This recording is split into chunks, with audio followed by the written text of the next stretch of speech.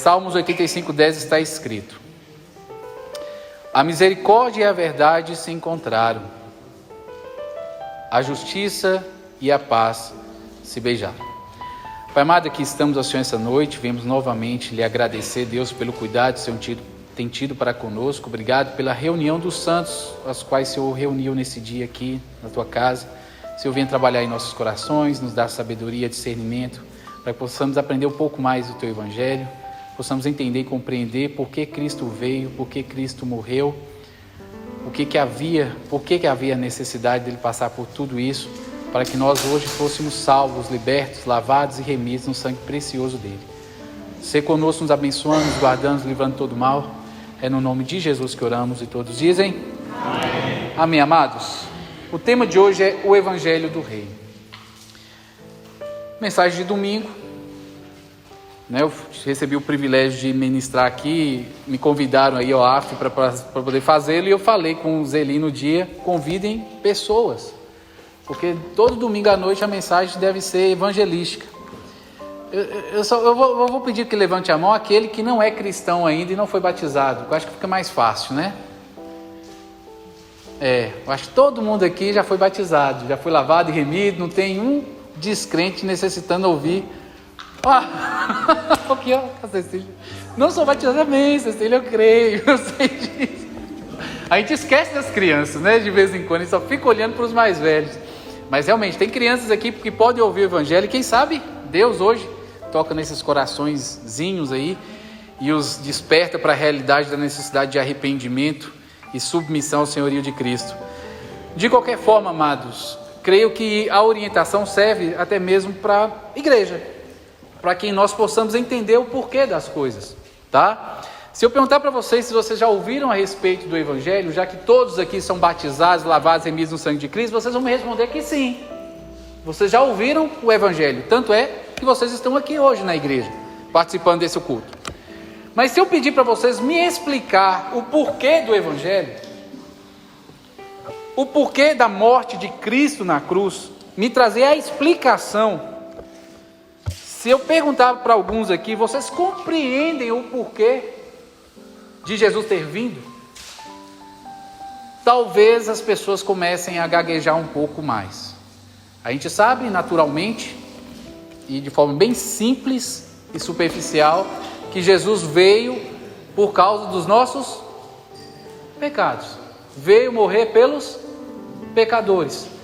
E às vezes acaba aí a informação a respeito do porquê. Não há um aprofundamento nesse sentido, e às vezes, por causa dessa falta de aprofundamento, não se dá o devido valor à mensagem do Evangelho. Por falta desse aprofundamento, às vezes as pessoas não se sentem tão motivadas a evangelizar. Por falta desse aprofundamento, as pessoas não dão valor ao sacrifício de Cristo, aquilo que Cristo fez por nós na cruz. Então, essa informação é importante para quem já é salvo, para que você venha se sentir motivado a cada vez mais buscar a face do Senhor, a cada vez mais se submeter à vontade do Senhor, se santificar. E quando alguém assim, descrente, estiver por perto, você venha ter a oportunidade de lhe explicar o motivo, o porquê de Jesus ter encarnado e morrido por nós na cruz, tá? Lá em Marcos 1,15, se vocês não quiserem abrir, não tem problema, mas eu vou estar lendo e vocês só acompanham, tá? O raciocínio. Jesus disse: o tempo está cumprido e o reino de Deus está próximo. Arrependei-vos e crede no Evangelho. Arrependei-vos e crede no Evangelho. Jesus, ao iniciar o seu ministério ali, logo após ser batizado, ele saiu a evangelizar, a falar que o reino estava próximo.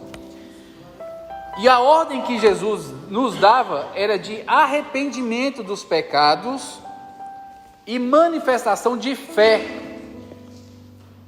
na mensagem do Evangelho.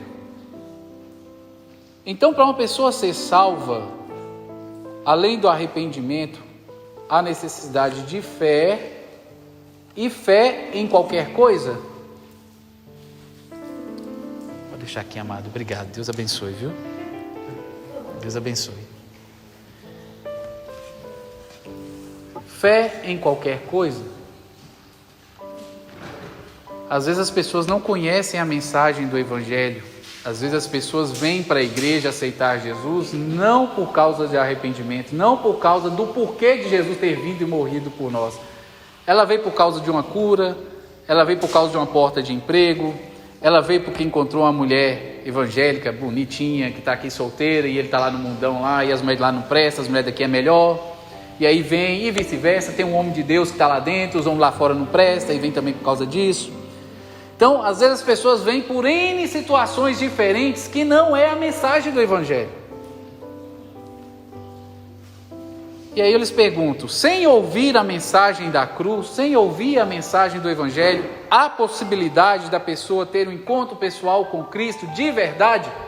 Se o motivo pelo qual ela veio para a igreja não é o arrependimento através da mensagem que Deus ordenou que nós falássemos, há a possibilidade da pessoa ter um encontro pessoal com Cristo sem ouvir a mensagem do Evangelho, sem ouvir a mensagem da cruz?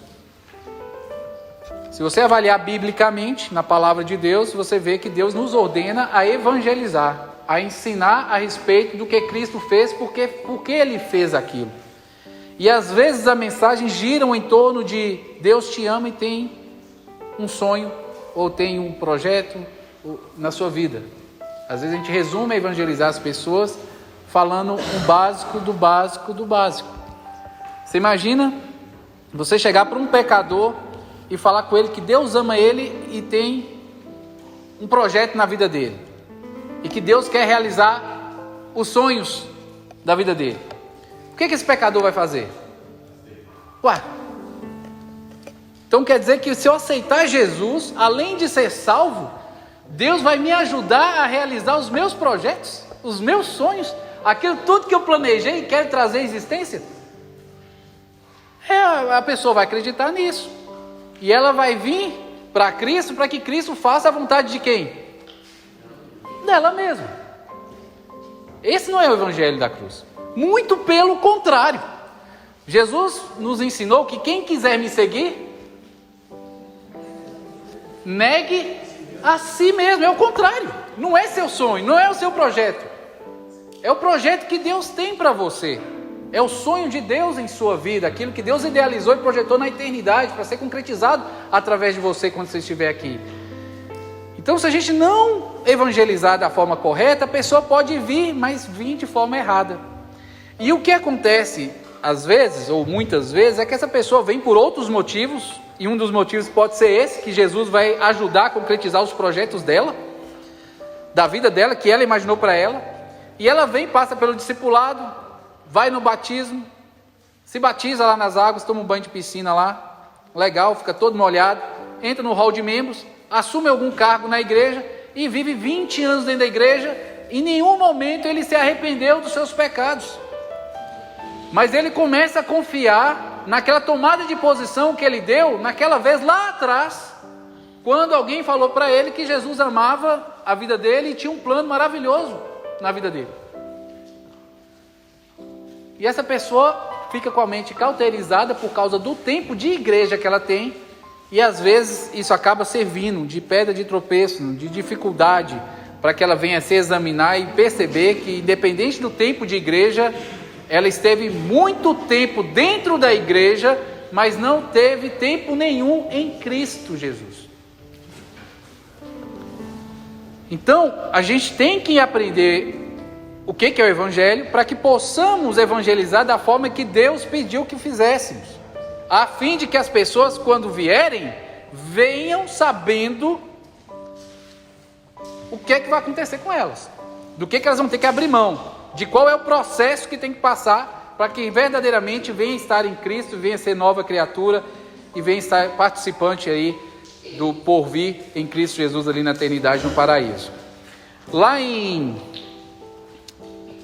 Marcos 16, 15 e 16, Jesus disse: ide por todo mundo, pregai o evangelho a toda criatura. Quem crê e for batizado será salvo, mas quem não crê será condenado.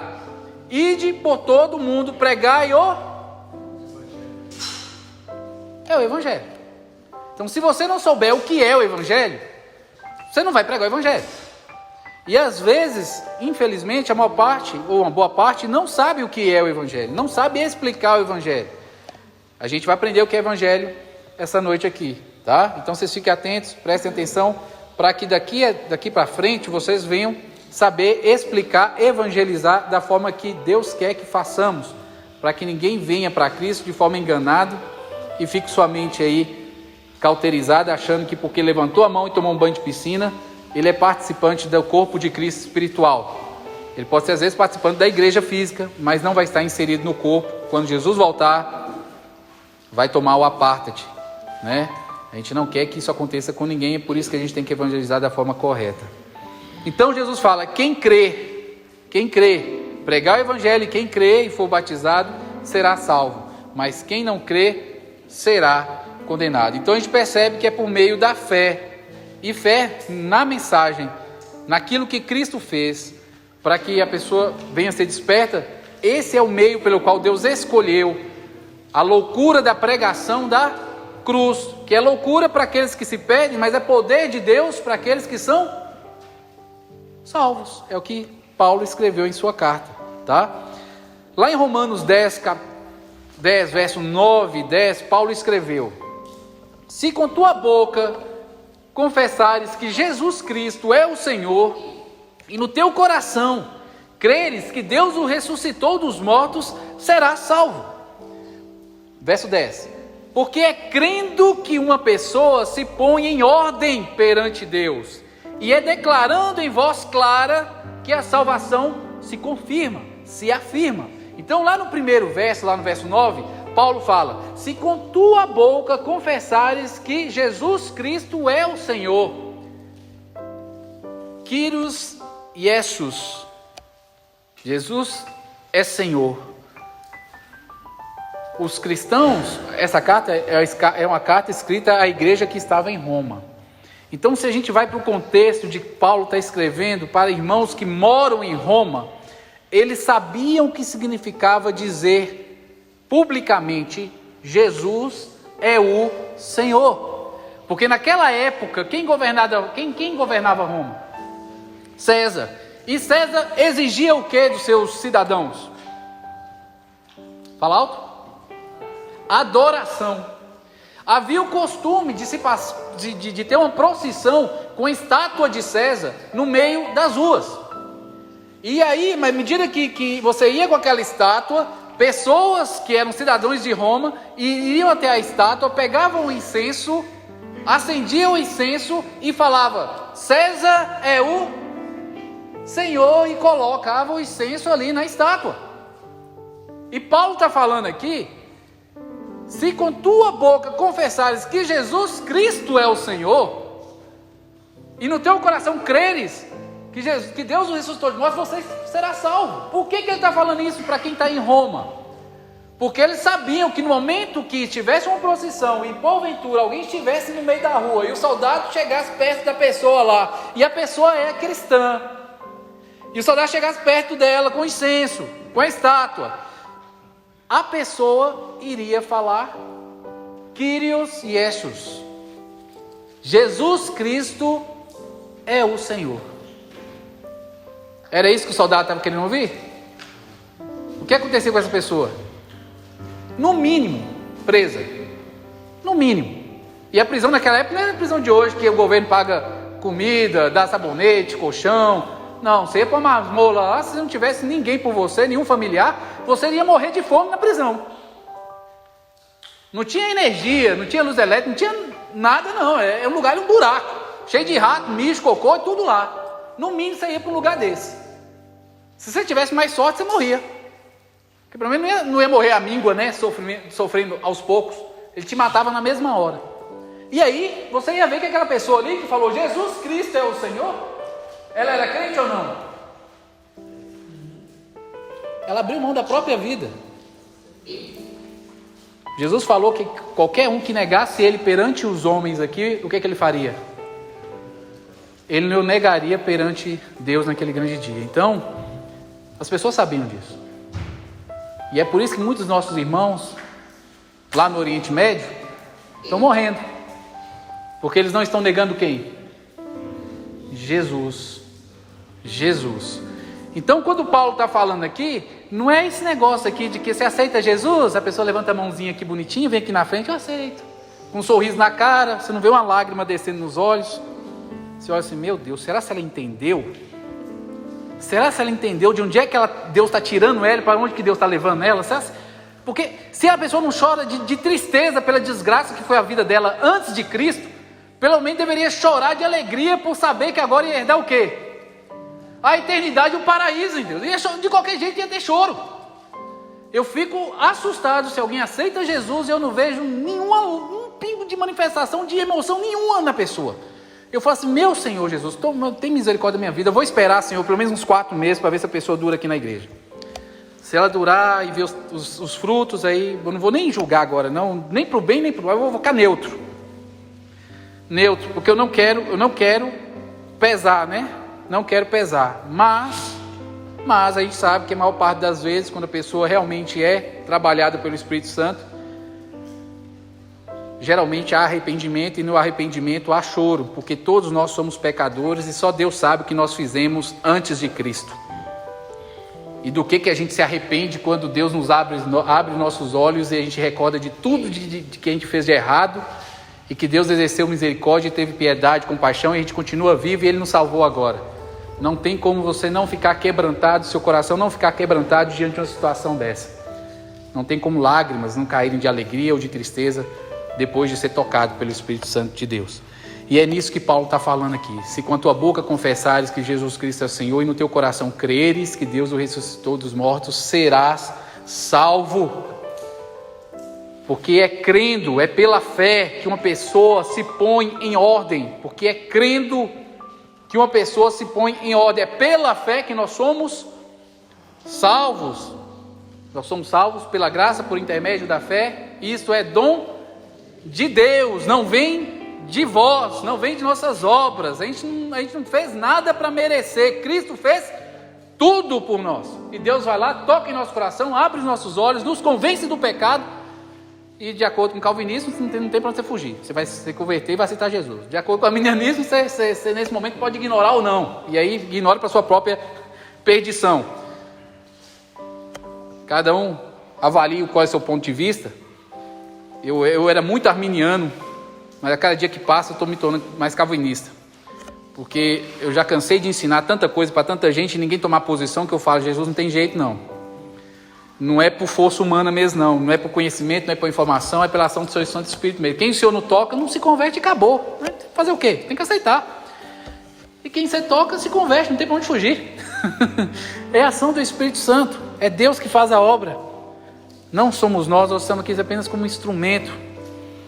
E Paulo fala, é crendo que uma pessoa se põe em ordem perante a Deus, é pela fé.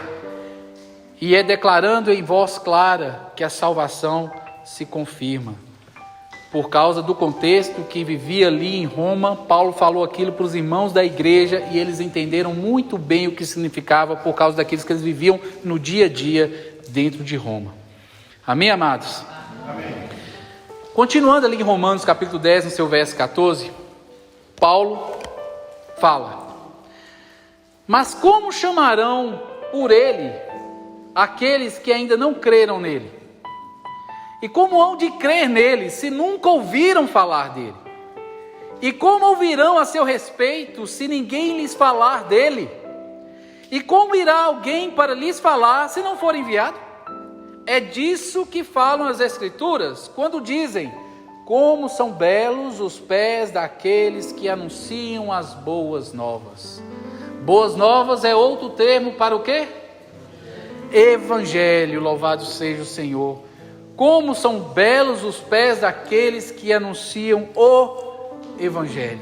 Aqui Paulo está mostrando a necessidade de pessoas se disporem a ser instrumentos na mão de Deus para propagar o Evangelho e alcançar aqueles que ainda estão perdidos no mundo. E Deus chamou quem para fazer isso? Todo mundo está aqui dentro dessa igreja, inclusive os que ainda vão crer. As menininhas aí, em nome de Jesus. Todo mundo está aqui nessa igreja, sem distinção. Sem distinção. O pastor Ezequiel falava uma coisa, o pastor da Igreja Batista,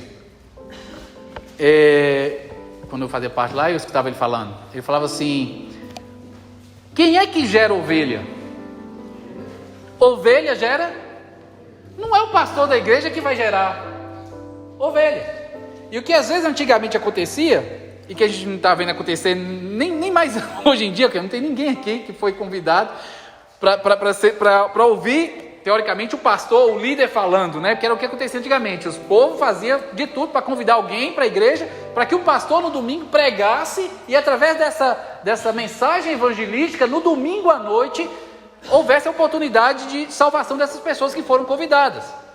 O costume era esse. Só que Deus não chamou a gente para poder fazer isso. Ide por todo mundo, convidando as pessoas para irem à igreja para ouvir a mensagem do pastor domingo. Não foi isso que Jesus falou. Foi isso que ele falou? Não. Ele falou para cada um de nós se colocar na posição, à disposição de se tornar um missionário, um instrumento, e receber o ministério da reconciliação que nos foi otorgado, para que através de cada um de nós individualmente a gente seja um feixe de luz onde quer que Deus nos coloque, para que Deus, através do Espírito Santo, toque nas pessoas ao nosso derredor. Como é que está a sua vida de evangelismo? Quer dizer, se você não souber o evangelho, não tem nem como evangelizar, né? A gente está aprendendo hoje. O que é o evangelho? Vocês vão ouvir ainda. Só estou falando por cima. Mas você vai se examinando aí, como é que está a sua vida de evangelismo? Para quantas pessoas você fala de Cristo por semana? O tempo que você gasta nas redes sociais é para quê? Porque você pode gastar tempo nas redes sociais, mas a Bíblia fala para você fazer tudo para a glória de Deus. Então usa as redes sociais para a glória de Deus. Se torna um evangelista aí nas redes sociais. Se porventura você não está evangelizando seus colegas de classe ou seus amigos aí no trabalho,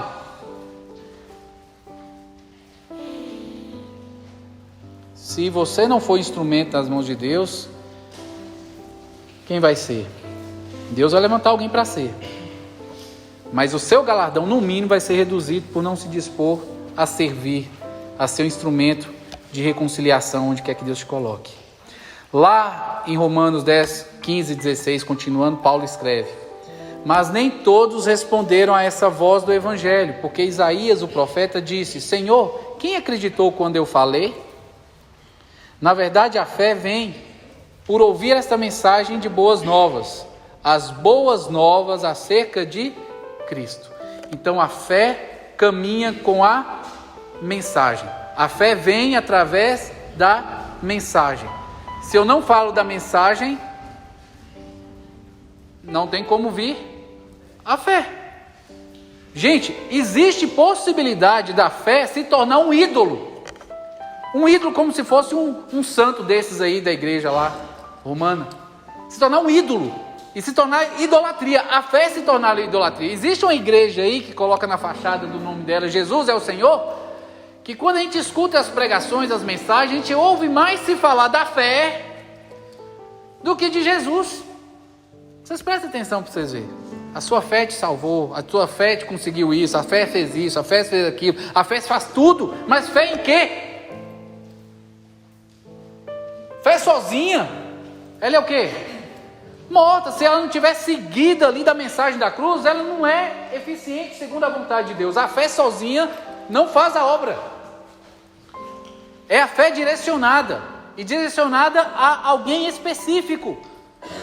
É a fé direcionada a Jesus Cristo, tá? Se só falar de fé e não citar Jesus em momento nenhum, não falar do evangelho em momento nenhum, não falar de pecado em momento nenhum, de arrependimento, de santificação, de nada em momento nenhum, só falar de fé e dinheiro o tempo todo, por exemplo, essa mensagem está sendo cristocêntrica? Essa mensagem está sendo fé-cêntrica, mas Cristo não está ali. E às vezes, por falta de discernimento, a pessoa acha que está falando de Deus ainda, está falando de Jesus ainda, mas não está falando de Jesus. Você não está ouvindo o nome de Cristo na boca das pessoas. Jesus tem que ser lembrado. O que Jesus fez por nós tem que ser lembrado e ensinado, tá? Então Paulo vem falando a respeito dessas mensagens, né? Essa mensagem acerca das boas novas de Cristo, o Evangelho acerca de Cristo, louvado seja o Senhor. Nós agora vamos entrar no Evangelho em si, né? Eu coloquei aqui a acrópole da fé cristã. O que é acrópole? Poli é cidade, acro é algo alto, né? Então, os estudiosos antigamente, eles falavam assim: se alguém tomasse a Bíblia de você toda, tomasse a Bíblia de todo mundo e permitisse que você tivesse apenas uma passagem, guardasse e memorizasse apenas uma passagem na sua cabeça, os teólogos da antiguidade falavam: é essa passagem aqui que eu vou falar para vocês que vocês deveriam guardar, porque nela está contido todo o Evangelho, toda a essência do Evangelho, tudo aquilo que você precisa saber do Evangelho, e é através do Evangelho que as pessoas são salvas. Está lá em Romanos capítulo 3, no seu verso 21 a 26, abram lá suas Bíblias, por favor, vamos ler essa passagem. Romanos 3, do 21 ao 26. Está escrito: mas agora se manifestou sem a lei a justiça de Deus, tendo testemunho da lei e dos profetas, isto é, a justiça de Deus pela fé em Jesus Cristo, para todos e sobre todos os que creem, porque não há diferença. Porque todos pecaram e destituídos estão da glória de Deus, sendo justificados gratuitamente pela sua graça, pela redenção que há em Cristo Jesus, ao qual Deus propôs para propiciação pela fé no seu sangue, para demonstrar sua justiça pela remissão dos pecados antes cometidos, sob a paciência de Deus, para demonstração da sua justiça neste tempo presente, para que ele seja justo e justificador daquele que tem fé em Jesus. Amém. Glórias ao Senhor Jesus. Essa passagem do 21 a 26 é o que o pessoal considera como a acrópole da fé cristã. O resumo, o básico, que todo mundo tem que saber, tem que entender e tem que saber como explicar, para que possa assim evangelizar aqueles que se encontram perdidos. Mas agora se manifestou uma justiça que provém de Deus. Uma justiça que provém de Deus, independente da lei. É o que está escrito lá em Efésios capítulo 2, que foi lido hoje aqui, verso 8 e 9. Que nós somos salvos pela graça, por intermédio da fé. Isso é dom? Não vem para que ninguém... E Paulo está falando isso aqui em Romanos, a mesma coisa. Mas agora se manifestou uma justiça que provém de Deus. A justiça é nossa? É de acordo com o que eu faço ou o que eu deixo de fazer? Eu tenho algum mérito com isso? A graça não é um favor imerecido? Não é assim que a gente traduz graça? Eu mereço o favor? Não. O que eu mereço? O salário do pecado eu mereço o lago de fogo. Todos nós aqui, o que nós merecemos mesmo é o lago de fogo, por sermos pecadores e termos vivido nossa vida toda em pecado, e ainda agora, depois de cristãos, ainda pecamos. A gente ainda continua merecendo aquilo ali, mas por amor, Deus enviou seu Filho para assumir o nosso lugar. É o que a gente vai entender nesse contexto que a gente vai estudar aqui agora, para que a gente tivesse assim a oportunidade de sermos perdoados. Se Jesus não tivesse vindo, nenhum de nós seríamos perdoados nunca. Nunca. E o destino de cada um de nós seríamos o quê? Lago de fogo. Tá? Então tá lá. Mas agora se manifestou a justiça que provém de Deus, independente da lei. Independente da lei. A lei salva alguém? A lei veio por quê, gente? Por que a lei veio? Para o quê? Para nos ensinar o que é pecado. Porque antes que a lei viesse, ninguém sabia o que era certo ou errado. A lei veio e mostrou o que era certo e errado. E ao você estudar a lei, ver a lei, você viu o quão distante você está do padrão de Deus, daquilo que Deus gostaria que nós vivêssemos. A lei veio para isso, para apontar para Cristo a nossa necessidade de nos submetermos, buscarmos nos submeter ao senhorio de Cristo, acharmos graça em Cristo. A lei nos conduz para Cristo. Ninguém vai ser salvo ao observar a lei, ninguém, porque se assim fosse possível, eu ser salvo porque eu consigo ser obediente à lei completamente, haveria necessidade de Cristo vir morrer por mim? Cada um ia dar conta de si mesmo e fazer o seu melhor. Só que todos nós estamos mortos em nossos pecados, delitos, e o que nós sabemos fazer melhor é o quê? Cometer pecado. Então não tinha ninguém perfeito, não tinha ninguém bonzinho, não tinha ninguém santo, não tinha nada. Todos nós éramos pecadores. É o que Paulo vai falar lá no verso 23. Todos pecaram e destituídos da glória de Deus estão. Ele continua: justiça de Deus mediante a fé. É o que a gente está falando aqui o tempo todo. Deus proveu, e é pela fé em Cristo que nós somos justificados, para todos aqueles que creem sem distinção. Pois todos, verso 23, pois todos pecaram e destituídos da glória de Deus estão. Todos, amados, todos nós pecamos. Não tem nenhum aqui dentro que não tenha cometido pecado. Se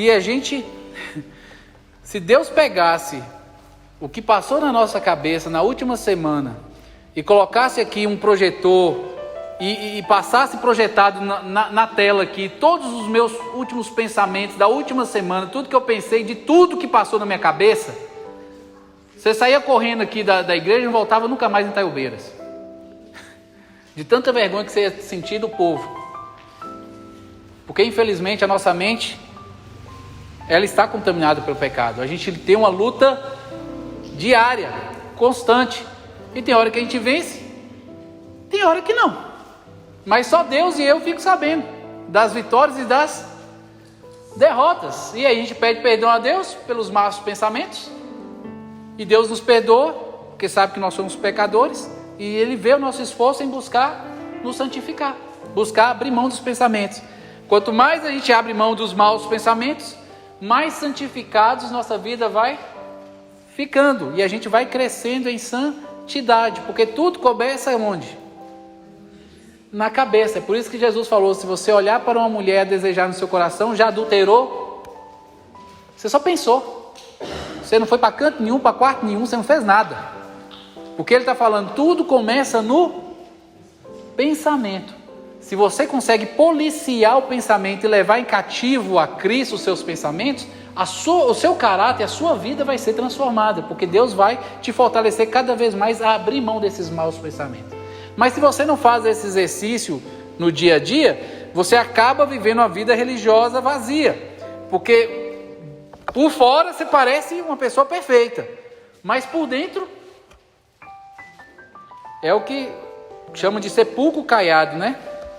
Por fora está bonito, mas por dentro está, porque não está fazendo esse exercício de purificar a mente, purificar a alma, buscar a direção de Deus, a palavra de Deus, e se submeter ali, né? É um trabalho de renúncia diária, de santificação diária que nós temos que fazer. Então todos nós somos pecadores e estamos longe, distantes do padrão que Deus tem para a gente.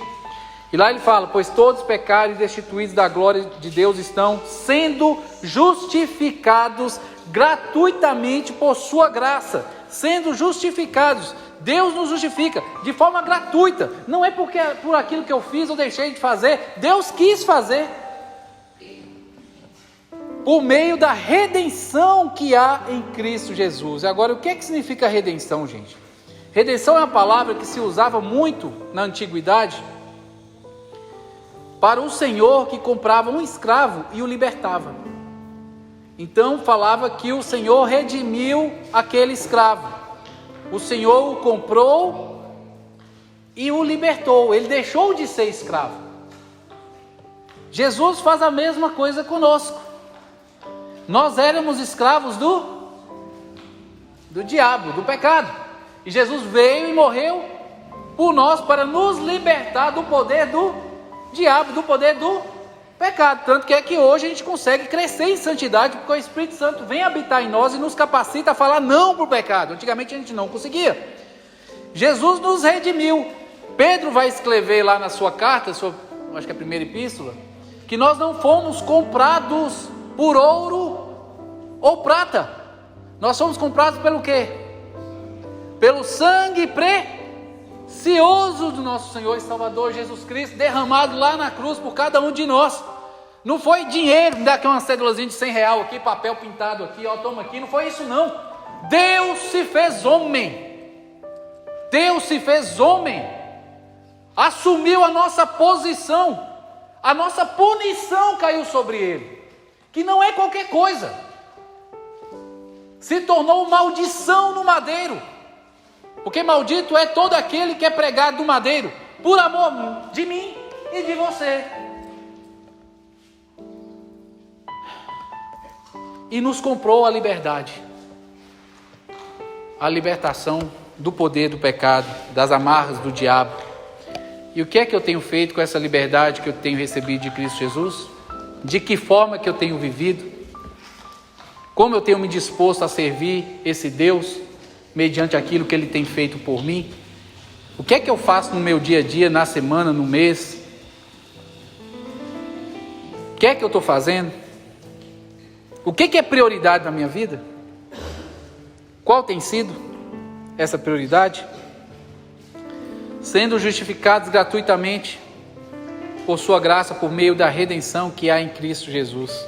Deus o ofereceu como sacrifício para propiciação mediante a fé pelo seu sangue, demonstrando a sua justiça. Em sua tolerância, havia deixado impunes os pecados anteriormente, verso 25, anteriormente cometidos, mas no presente demonstrou a sua justiça, a fim de ser justo e justificador daquele que tem fé em Jesus. A palavra que eu quero que vocês prestem atenção nesse verso 25 aqui é propiciação. A gente já falou de redenção, que é o ato de Jesus ter nos comprado do poder do pecado, comprado da mão do diabo, pagado com seu próprio sangue, derramado na cruz, quando ele se tornou maldito ao ser pregado ali e recebido ali a punição que nos é devida. Jesus nos redimiu e através desse sacrifício ele nos fez propício, fez com que Deus ficasse propício a nós. Deus não nos era propício, porque nós éramos o quê? Pecadores. Às vezes as pessoas falam assim: Deus odeia o... Mas, abrem em Salmo 5,5. Abra Salmo 5,5 aí, por favor. Salmo 5,5. Salmos 5,5.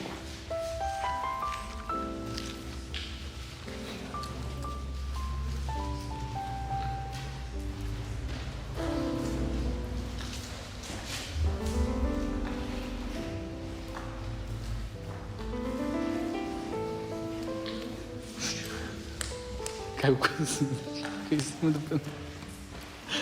Está escrito aí, gente. Ó, molhou. Os loucos não pararão à tua vista. Aborreces a todos os que praticam a maldade. Alguém tem uma tradução diferente dessa minha? Que é mais clara? Não permanecerão à tua vista. Aborreces a todos os que praticam iniquidade. Aí mudou maldade para iniquidade, que é a mesma coisa. Alguém tem outra tradução diferente? Os loucos não pararão à tua vista, odeia a todos os que praticam a maldade. É isso que eu queria trazer, né? Porque eu queria que está na Bíblia. Tem outra Bíblia aí. Aborrece é a mesma coisa que o quê? Odiar. Deus odeia todos que praticam o quê? A iniquidade. Jesus fala assim: nem todos aqueles que me chamam de Senhor, Senhor entrarão no reino, mas sim todo aquele que faz a vontade do meu Pai, esse entrará no reino. Naquele grande dia muitos me dirão: em teu nome eu fiz milagres, em teu nome expulsei demônios, e eu lhes direi abertamente: apartai-vos de mim, nunca vos conheci, malditos. Apartai-vos de mim, vós que... A iniquidade, que significa sem lei. Vocês que vivem sem lei, anomia, que é a palavra ali grega, anomia, vivem sem lei, sem anomia, sem lei. Vocês que vivem como se eu não tivesse deixado diretrizes a serem observadas, mandamentos a serem respeitados. Vocês que vivem do seu jeito e não do meu, apartai-vos de mim, malditos.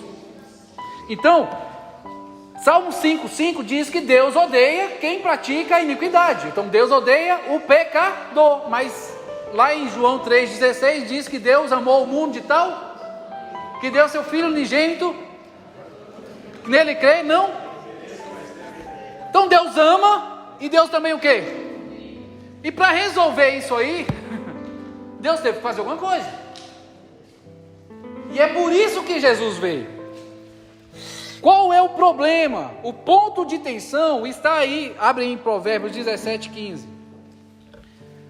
Provérbios 17,15. É o ponto de tensão do Evangelho. Deus ama e Deus odeia. É um ódio santo, é um ódio diferenciado. Não é o meu ódio igual do ser humano pecador, não. O ódio de Deus tem toda uma base para isso. Tá? E é desse ódio que migra e origina a ira de Deus. Tá? É justamente desse ódio que a ira de Deus é acumulada.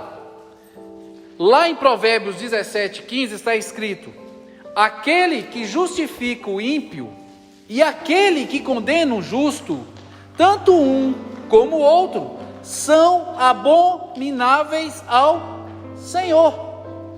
Aquele que justifica o ímpio. O que que Deus faz?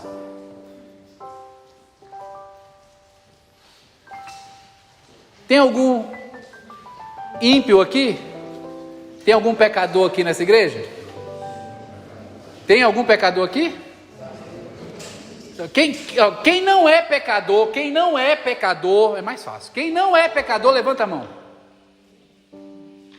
Eu queria ver se tinha um pó de grande aqui, mano. Graças a Deus, vocês sabem que todos são pecadores. Todos nós somos pecadores. E aqui em Provérbios está falando aquele que justifica, aquele que perdoa o pecador, o ímpio. Ele é uma abominação para o Senhor. E o que é que Deus faz com a gente? Ele perdoa o pecador hoje? Perdoa por causa daquilo que Cristo fez, amado. Porque se Jesus não tivesse vindo, nenhum de nós poderíamos ser perdoados. Fala. Sim, é isso, é abominável, ele odeia. Então assim, absolver o ímpio é o que ele faz hoje ao nos perdoar. Mas hoje ele pode fazer. E é daí que eu quero que vocês compreendam o porquê de Jesus ter vindo. O porquê de Jesus ter sofrido o que sofreu na cruz em nosso lugar. Porque se Jesus não tivesse vindo para se colocar no nosso lugar, Deus não poderia nos perdoar. Aí alguém fala assim: mas Deus é Deus, Deus pode fazer tudo. Mas Deus é justiça, gente. Deus não pode fazer tudo de qualquer forma. Ele tem princípios que ele tem que seguir. Deus é santo, Deus é reto, Deus é justo, Deus é amor, Deus é misericórdia. Tudo tem que estar andando junto. Não pode haver conflito dentro de Deus, porque Deus é perfeito em todos os seus atributos. Deus nos amava, mas nos odiava. Havia uma ira sendo acumulada ali por causa do pecado. Ele tinha que resolver, ele não podia nos perdoar de balde, à toa, perdoar porque quer perdoar. E é nisso aí que Jesus entra, nesse ponto de tensão aí. E é sobre isso que Deus profetiza lá em Isaías capítulo 53, a partir do verso 4 a seguir. Deus revela ali para o profeta Isaías o que iria acontecer com Jesus. O evangelho ali, o proto-evangelho sendo ali, né? A gente chama o livro de Isaías como fosse o quinto evangelho da Bíblia. Porque ele é o profeta que mais fala a respeito de Cristo e seu sofrimento e a sua vinda. E ele fala lá no verso 4, 53:4. Certamente agora é Deus revelando e o profeta Isaías escrevendo a respeito daquilo que Jesus iria sofrer em nosso lugar. É uma profecia que foi escrita cerca de 1000 anos antes de Jesus ter nascido. Ele escreveu lá: certamente ele tomou sobre si as nossas enfermidades e sobre si levou as nossas doenças. Contudo, nós o consideramos castigado por Deus. Nós o consideramos castigado por Deus, por ele atingido e afligido. Mas ele, que é Jesus, foi transpassado por causa das nossas transgressões, Ele foi esmagado por causa das nossas iniquidades. O castigo que nos trouxe a paz estava sobre ele, e pelas suas feridas nós fomos curados. Todos nós, tal qual ovelhas, nos desviamos, cada um de nós se voltou para o seu próprio caminho, e o Senhor fez cair sobre ele a iniquidade de nós todos. Do que é que o profeta Isaías está falando aqui, gente? Está falando de quem? Está falando de Jesus. E que momento de que ele está falando aqui? A morte dele na cruz. Quando Jesus fala lá, Deus meu, por que me desamparaste? Alguns falam assim, os romanos bateram tanto em Jesus, eles estavam sangrando tanto, sofrendo tanto, que Deus olhou para ele na cruz e virou o rosto, porque ele não aguentava ver aquilo acontecendo com o filho dele. Era isso que estava acontecendo ali na cruz? Na cruz, Deus estava derramando, imputando, porque Jesus não pecou em momento, mas nossos pecados foram imputados nele. Ele veio para assumir o nosso lugar. Deus pegou todos os pecados, desde a queda de Adão e Eva, de todos os seres humanos que viveram desde a queda de Adão e Eva, até aqueles que ainda vão viver até a volta dele. Você imagina só os pecados que tem aqui o pessoal aqui da igreja. Imagina só os seus, os nossos aqui. Agora você imagina a humanidade toda, nesses séculos que passaram. Quantos bilhões de seres humanos andaram aqui na terra e cometeram pecado? Você imagina que Deus derramou todas essas iniquidades e foi imputada tudo em Cristo Jesus, naquele momento na cruz. Jesus se tornou, entre aspas, pecado. Há comunhão entre Deus e o pecado? É por isso que Cristo se sentiu o quê? Desamparado. Pela primeira vez ele não conseguia sentir a presença do Pai do lado dele. Não termina aí. Não termina aí. Porque depois de imputar toda a iniquidade, Jesus tinha que pagar o preço por causa dela. E qual é o preço? A ira total e completa de um Deus onipotente. Jesus estava no Getsêmani sangrando pelos poros, suando sangue, com medo daquilo que os judeus iriam fazer com ele na cruz, não. Ele estava ali no Getsêmani, Pai, se for possível, afaste de mim esse cálice. O que é que tinha dentro do cálice? Isaías fala, a ira de Deus estava dentro do cálice. E quem bebeu esse cálice? Jesus, até a última gota. Até a última gota.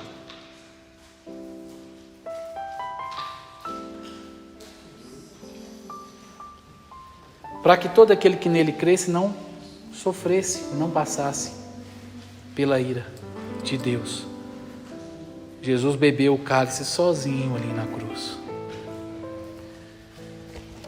para nos dar a oportunidade de sermos redimidos, salvos, libertos.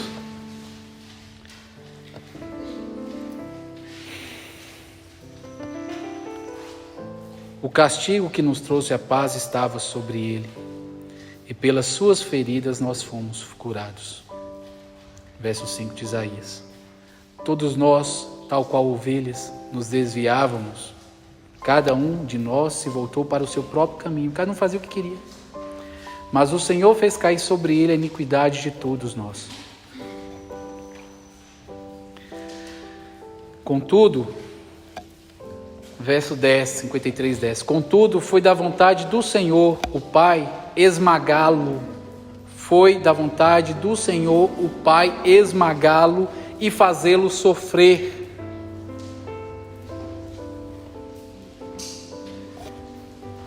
Sabe aquele... Deus deixou uma alusão a isso quando Deus pediu a Abraão para matar quem? Isaac. E aí todo mundo sabe da história, né? Deus proverá, né? Chegou ali naquele momento em que ele ia matar Isaac, o anjo grita e fala: para, Deus entrou em providência, está ali o cordeiro. E aí todo mundo acha que a história acabou ali, né? Ali só foi o interlúdio, ali só foi a alegoria, ali só foi a parábola ali. Porque o que Deus estava mostrando ali no Antigo Testamento é o que ele mesmo iria fazer na cruz com seu próprio filho. E na cruz, Deus, o Pai, não teve piedade do filho. Ele derramou toda a sua ira sobre Jesus. E Jesus morreu.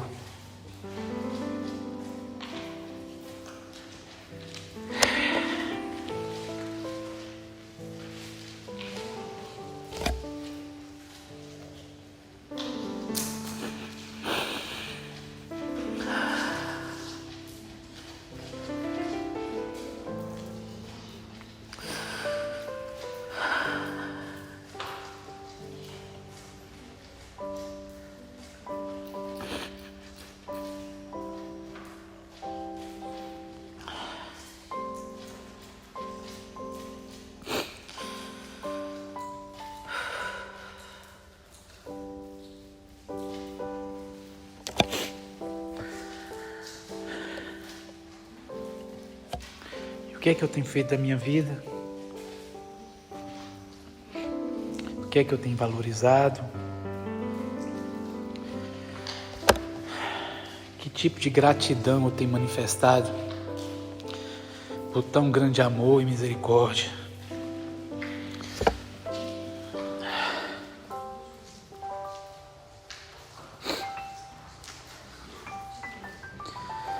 E embora o Senhor faça da vida dele uma oferta pela culpa, ele verá sua prole e prolongará seus dias, e a vontade do Senhor prosperará em sua mão.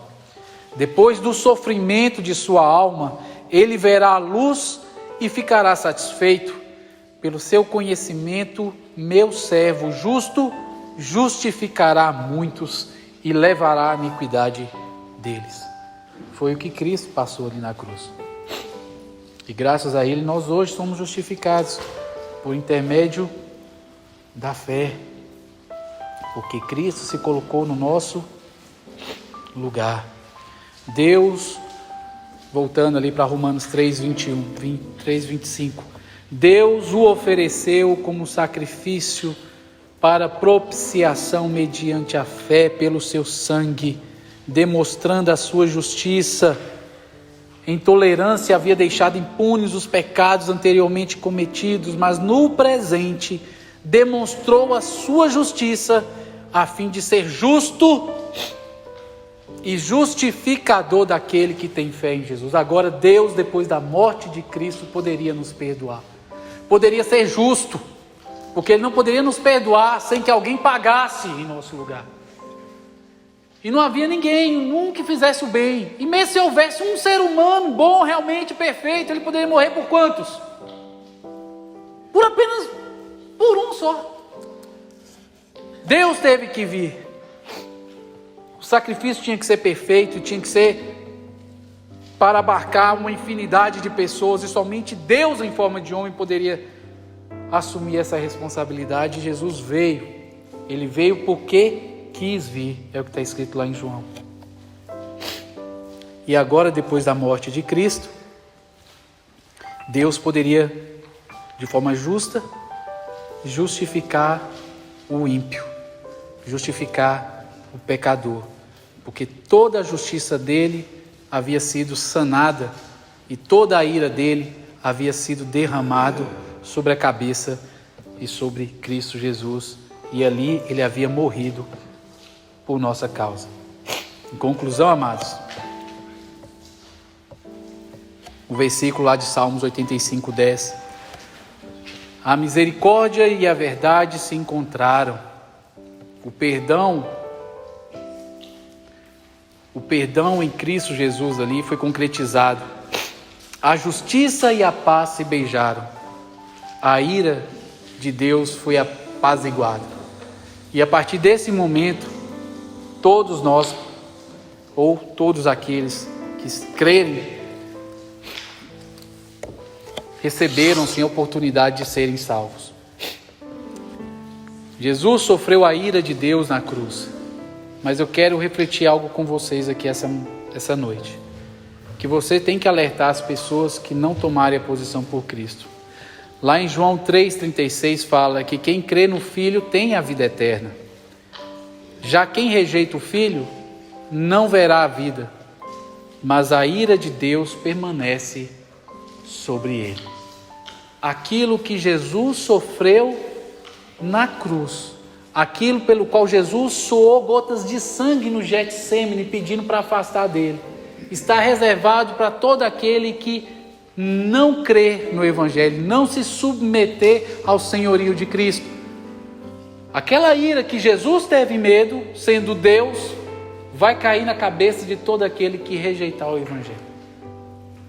Seu amigo, seu pai, seu tio, sua mãe, sua avó, não sei quem é que está ao seu redor, que ainda não teve um encontro pessoal com Cristo, mas aquilo que Jesus passou está destinado a cair sobre a cabeça daquele que não crê em Cristo Jesus.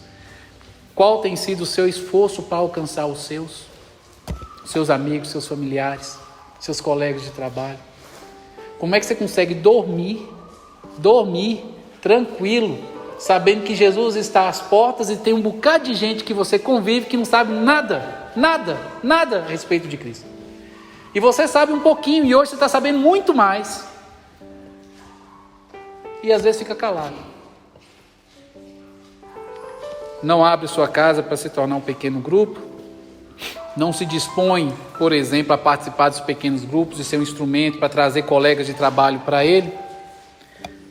Deus sabe do trabalho de todo mundo, o que é que vocês fazem no dia a dia, se vocês têm tempo ou não para fazer das coisas, mas Deus nos chamou para evangelizar. Nós estamos evangelizando? Cada um se examine essa noite, já que a mensagem não foi para descrente, foi praticamente para crente, que vocês examinem a respeito disso, avaliem a sua posição diante de Deus, se vocês têm feito a vontade dele, porque Deus vai cobrar da gente o sangue de algumas pessoas. Que Deus não venha cobrar de ninguém aqui, sangue de ninguém, em nome de Jesus. Que vocês venham se dispor a servir a Deus e dar o melhor para a glória dele e para o resgate daqueles que estão ao redor. Que é para isso que nós somos chamados. Se Deus nos chamasse apenas para ser salvos, no dia que a gente fosse salvo, Deus nos matava e nos levava. Mas Deus nos deixa aqui, porque tem pessoas que eu não vou alcançar. Não vou alcançar, mas vocês vão. Vocês vão. Tá? Vamos orar, agradecendo a Deus por essa noite. Dineirino, posso orar? Posso finalizar? Vamos orar agradecendo a Deus por essa noite. Que a palavra que foi ministrada aqui venha repercutir em seus corações. Vocês venham ruminar nisso no dia a dia, nessa noite, a partir da semana que vem, e venha se dispor cada vez mais a servir ao Senhor. Deus é maravilhoso. Vamos agradecer a Deus. Pai amado, aqui estamos, ó Senhor, essa noite, viemos lhe render graças a Deus mais uma vez, pelas bênçãos concedidas, pela ministração ao qual o Senhor nos concedeu aos nossos corações, que o Senhor venha nos capacitar cada dia a sermos instrumentos úteis em Tuas mãos, ó Deus, a nos dedicarmos a ponto de o Senhor nos usar para alcançar aqueles que estão ao nosso derredor, Deus. Tem misericórdia de nossos erros, nossas falhas, nossos pecados, nos capacita cada dia a amadurecer, enxergar, entender qual seja a boa, agradável e perfeita vontade do Senhor em nossas vidas. Ser conosco no restante dessa semana, nos abençoando, nos guardando, nos livrando de todo mal, Senhor, e nos usando para resgate daqueles que necessitam. É no nome de Jesus que oramos e todos dizem amém. Graças a Deus. Amém, irmãos.